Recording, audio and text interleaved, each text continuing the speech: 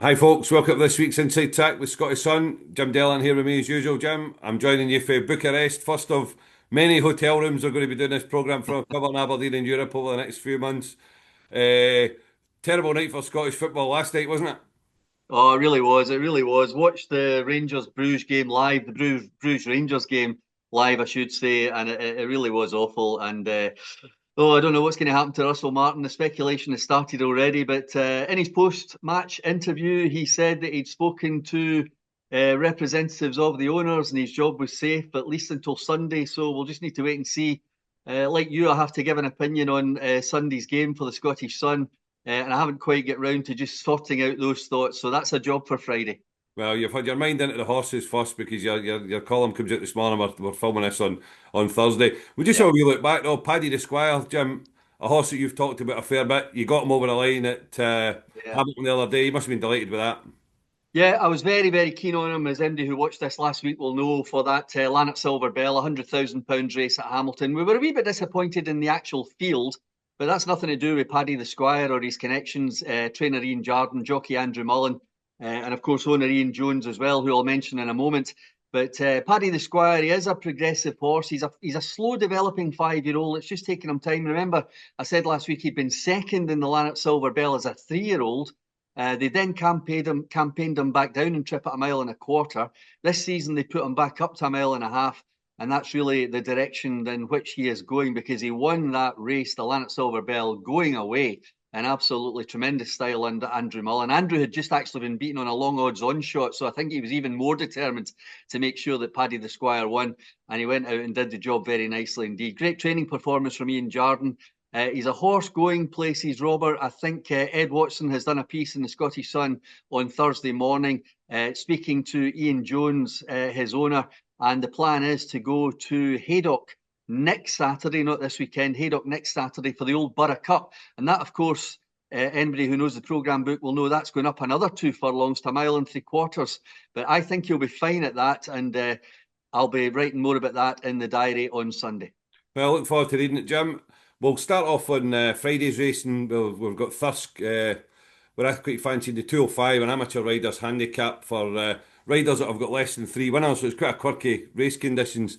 I fancy Coconut Bay in this. Looks ready to go in again. It was good second at Cartick 10 days ago. Not run over a mile for a while, but he's looked a wee bit outpaced in the middle of his races. So I think Yeah. stepping back up in trip, he did win over a mile and two for Hughie Morrison back in the day. He's now with Tristan Davison, whose horses are absolutely flying. Yeah. 3 winners for the last 9 runners, another three placed. So he's got the boxes ticked there.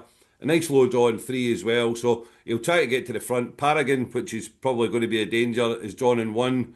That'll give him something to aim at. If he doesn't get to the front, make it a good tone to the race. He's going to be ridden by Miss Amy Milburn, who's only had 3 rides before. So in these races, you are taking a bit of Yeah. faith that the rider's going to be decent. That Yeah. it's factored in when you're having a bet in these races. But she's had 3 rides before, but two of them were on Coconut Bay. So at least you know she knows the horse. It's not as if she's getting on it for the first time. But I just think with the Davidson, the form they're in at the moment, Coconut Bay, the way he was a good second at Cartick recently, I thought he was definitely worth a look in the 205 at Thirsk. You had a look at that card, Jim. Do you fancy in on it? Yeah, I fancy one I'll mention. But you spoke about Tristan Davison, small time trainer and not overly burdened with horses, but they are all, as you say, Robert, running extremely well. I actually napped one of them at Musselburgh this week, but it turned out to be a non-runner, a horse called Running Son of a Gun. And that's a young 3-year-old, which is a bit leggy. There's one leg going this way, one going that way. He can't quite go straight at the moment. I think Jason Hart had quite a tough time on him at Ayr the last time, but they will get him straightened out. I keep trying to have a word with Tristan and say get a pair of blinkers on him. He might do that eventually, but just keep that one in mind. Running Son of a Gun, because I don't think there was any great problem at Musselburgh. I think he just pulled him out because of the ground. So he'll be hopefully winning shortly. But you're talking about Thirsk, and the race I like is the 3:38, and it's one of Jim Goldie's. Jim's season just gets better and better, doesn't it? He's never out of form. I don't understand it. He is never out of form. And Eternal Sunshine is a horse that ran twice at York last week. The second time you can write it off. It was an absolute joke. But goes for this 3:38 at Thirsk on Friday under young Lauren Young, who's a very, very competent young apprentice, very intense young girl. She's very, very focused. She takes £7 off Eternal Sunshine. I think in that 3:38 at Thirsk, Jim getting the filly out quickly again. I think you should take note. And I'm going to have another go at one at Newcastle as well. Another one that caught my eye recently was Ravenswell, which took a big leap forward at Carlisle 9 days ago. Came from last at the bottom of the hill, got in front, just got headed just before the line. Stepping back a furlong here looks like a pretty sensible thing to do. He's off the same mark of 53 as he was at Carlisle. Doesn't look too much pace in the race either. So I think he'll get towed into it quite nicely at Newcastle here and be ready to pounce late again. Daring Leader's probably the one to beat. That one at Hamilton recently, and the second's gone in again since. But I don't think Ravenswell will be too far away in the 6:30 at Newcastle tomorrow. Yeah, and we'll be glad to get the racing league out of the way tonight. This is the last one on Thursday night. I've actually napped one in the racing league tonight for the first time this season. Isle of Jura for Charlie Johnson. We'll see how that goes on, but that's beside the point because we're going to move on to Saturday. Yeah, well, the Solario Stakes at Sandown is the main event. What have you dug out for that, Jim? You had a good look at it. Yeah, I really like this race. I've been looking forward to it all week, and it's a horse of James Tate's called He's Wallam. If you're actually old-fashionedly writing this out on a betting slip, check the spelling because it's a bit awkward. He's Wallam. It's going to be ridden by Clifford Lee, who got his first Group 1 winner in France last weekend. He, of course, rode the Air Gold Cup winner last year, and he's been very much on the up, riding for Carol Burke. And it was on Venetian Sun for Carol that he rode the winner of the Prix Morny at Deauville. He's a jockey very much on the upgrade.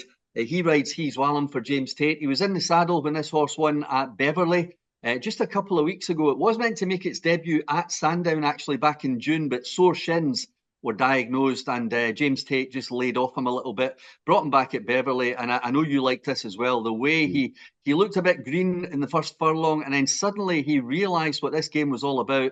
And in the end, he looked a class act. He really did pull clear in tremendous style. And the good thing for both of us, because we both fancy this horse, is that the horse that ran fifth in that Beverley race, beaten 13 lengths, won 3 lengths, came out at Musselburgh the other day and absolutely hacked up in a nursery. Now, yes, it was only a nursery, and this is a Group 3 that He's Wallam is going for on Saturday. But the way James Tate's horse won, I think he's very well up to this grade. And I had a wee look at James's past record with 2-year-olds. He's had some really good ones through his hands in the past, including Invincible Army. He hasn't had a Group 1 winner yet, James, but he's had Group 3s and Group 2s, and this horse might go all the way to the top. But of course, he has to do this first on Saturday. Takes on a couple of half-decent horses, which have won a maiden and a novice. One is Pacific Avenue for Godolphin Charlie Appleby, which has won a Newmarket novice. That was a while ago.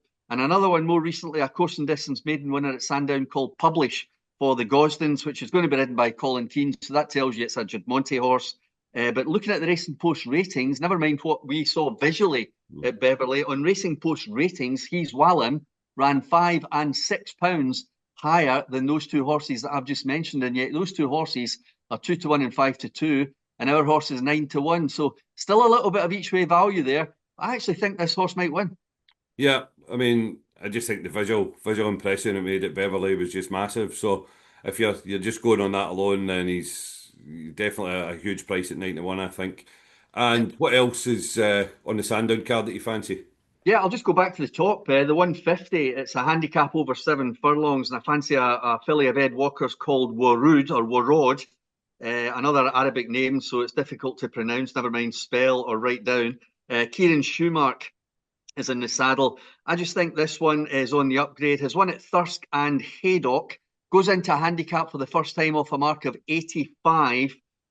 In against fellow 3-year-olds and 1 or 2 older horses as well. And I think if you're going to back Road, this is the time to do it. First time in a handicap off 85. That's my selection in the opening race. And then in the second race, which is the other group race on the card, Robert, that's the Atalanta Stakes Group 3 race. And I'm going for Blue Bolt, trained by Andrew Balding, that man Colin Keane that I've already mentioned. Now, this one won a listed fillies race over course and distance in July. That's quite fresh in my memory. And I thought that day she was worth going up in grade. She goes up to Group 3. Again, I was expecting quite a short price, but 4-1.92 this morning. I think that's value. So Blue Bolt for me with Andrew Balding in fantastic form and Colin Keane doing the rounds of the British tracks. I see he's at Foss last today. Good luck with that, Colin. And he's learning gradually all the different variations to the tracks here in Britain. and I'm sure he'll ride a winner at Sandown on Saturday. I'm hoping it's not Publish against Tees Wallam. I'm hoping it's going to be Blue Bolt in the Atalanta. And one more I wanted to mention here, might look a strange one on paper, but Emerald's Pride is a filly trained by Michael Dodds. Ran at Beverley the other day and met every bit of trouble going under Jason Hart.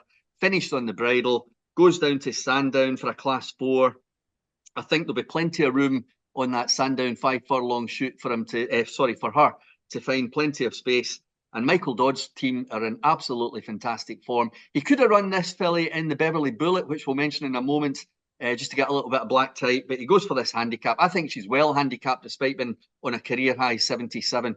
I think she's well worth following going down to Sandown. You sometimes feel that some of these northern sprint handicaps are very, very competitive, and they pop down south and they actually find it a little bit easier. That might sound odd, but I've found it to be true a few times. So Emerald's Pride in the 5:20 Sandown Saturday. Well, as you just mentioned, I've got the Beverley Bullet at Beverley, funny enough. And Regional, a horse that we put up at Royal Ascot when we both fancied American Affair. Regional was our saver. They finished 1-3 that day. Regional was in third. We also put it up again in Hackwood, where it finished, I think it finished third in Hackwood as well. But I think looking at the shape of this race, Jim, if Regional's going to win one this season, it's Saturday, isn't it? It's got to be this one. I mean, third to American Affair in the King Charles III, as it's now known, Robert. Of course, we call it the King's Stand. But Regional, that form is outstanding. Has run the last twice, as you say, the Hackwood, and again, both at 6 furlongs, back down to 5 on Saturday. It's a stiff uphill finish at Beverley. Ed Bethel trains. Cal Rodriguez, who I'll mention riding another horse at Beverley in just a second, but he's a jockey very much in form, rode a couple of winners this week already. Regional has all the class required to win this Beverley Bullet. I don't see any problem whatsoever. That King Charles III form has been franked, even though American Affair hasn't been out since. And Regional, very much the one for both of us. And amazingly, last night, I haven't checked this morning, but amazingly, last night was on offer at 2-1. There you go, Jim. And then we'll go to Chester, where there's a listed race over a mile and 6 at 2:40. And I was very surprised to see Manila rescuing this 136 rated hurdler, who's won 2 bumpers early in his career, low grade bumpers, but was second in the grade one, obviously, ain't he, at the Grand National Festival. But he's never really screamed dual purpose horse, is he? I mean, I think he's 7-year-old, bit late to be going on the flat, but it'd be interesting to see how that one gets on. Drawn 3. You've got Alonzi for Beckett, Ralph Beckett, Rafe Beckett even, don't let him hear you call him Ralph. And his stable's right in form, 18 winners in the last few weeks. Yeah. Drawn 2, got good form, beat Carmology, who's a solid kind of performer at that listed level, and Santorini Star, who won a handicap at York last week. But the one I've come down on is Orchard Keeper, drawn 1, who meets Alonzi again on a pound better terms than when got beaten a handicap at Newmarket last year. Was only a beaten ahead earlier in this month, so is in good form. He's got form of 1-2 over this trip. So a tentative nod for Orchard Keeper in the listed race at Chester. Yeah, I wasn't going to put up anything at Chester, and I still won't. I'll maybe just have a look again on Saturday once every factor is in front of me. I just want to mention one more at Beverley, which I forgot, not you. Crown of Oaks in the 130 at Beverley on Saturday. Gets £5 from the top weight financer, which I think is going to be very, very useful indeed. Cal Rodriguez, who rides Regional in the Beverley Bullet, I'm hoping he can initiate a double on Crown of Oaks for William Haggis. Crown of Oaks, I should say. Interestingly, though, Tom Marquand, his first jockey, he's at Sandown. Kieran Fallon, his second jockey, is at Chester. And I'm hoping that Cal has picked up a winning spare ride for the Haggis team on Crown of Oaks, 1:30 Beverley Saturday. Thanks very much, Jim. I'll let you get going and you can get your head into who's going to win this Celtic Rangers game for your football column in Saturday's paper and then your racing column in Sunday's paper. Thanks, Robert. Thanks, everybody. Thanks, folks.